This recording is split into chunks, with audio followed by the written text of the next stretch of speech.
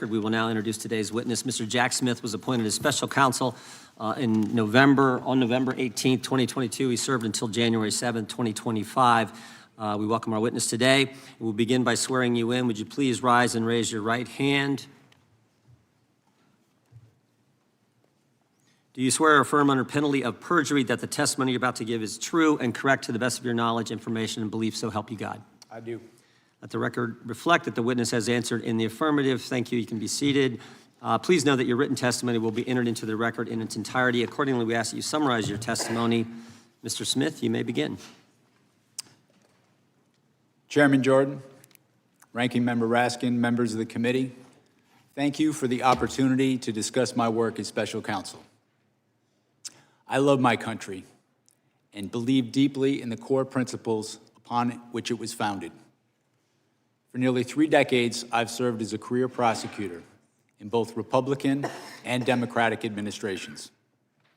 I've handled cases ranging from domestic assault and gang violence to public corruption and election crimes across the United States, and I've prosecuted war crimes overseas.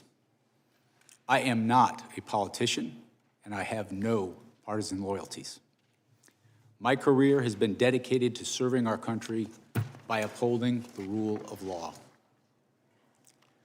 Throughout my public service, my approach has always been the same: follow the facts and the law without fear or favor.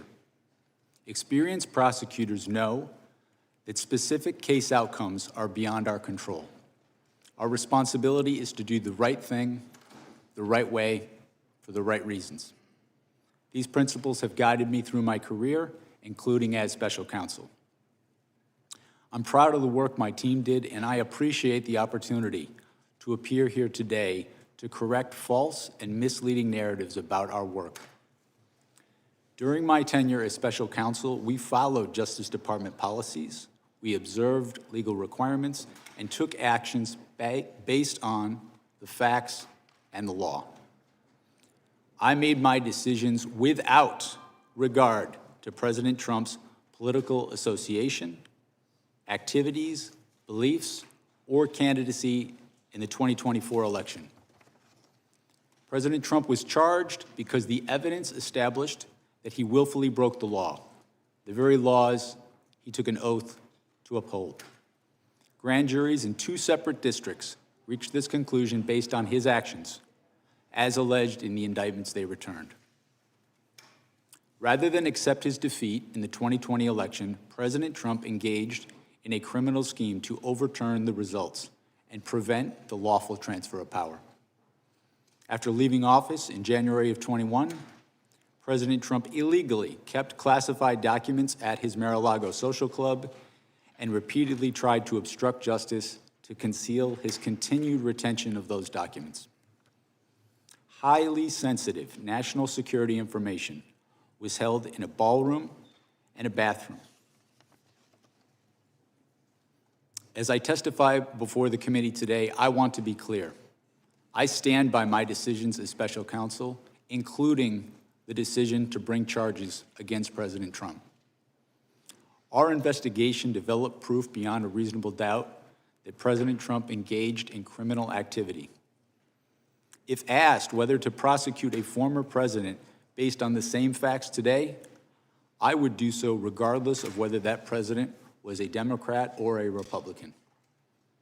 No one should be above the law in this country, and the law required that he be held to account, so that is what I did. To have done otherwise on the facts of these cases would have been to shirk my duties as a prosecutor and as a public servant, of which I had no intention of doing. I remain grateful for the counsel, judgment, and advice of my team. President Trump has sought to seek revenge against career prosecutors, FBI agents, and support staff simply for having worked on these cases. To vilify and seek retribution against these people is wrong.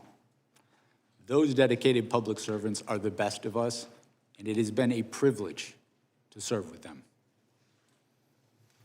After nearly 30 years of public service, including in international settings, I have seen how the rule of law can erode. My fear is that we have seen the rule of law function in our country for so long that many of us have come to take it for granted. The rule of law is not self-executing. It depends on our collective commitment to apply it. It requires dedicated service on behalf of others, especially when that service is difficult and comes with costs. Our willingness to pay those costs is what tests and defines our commitment to the rule of law and to this wonderful country. Thank you.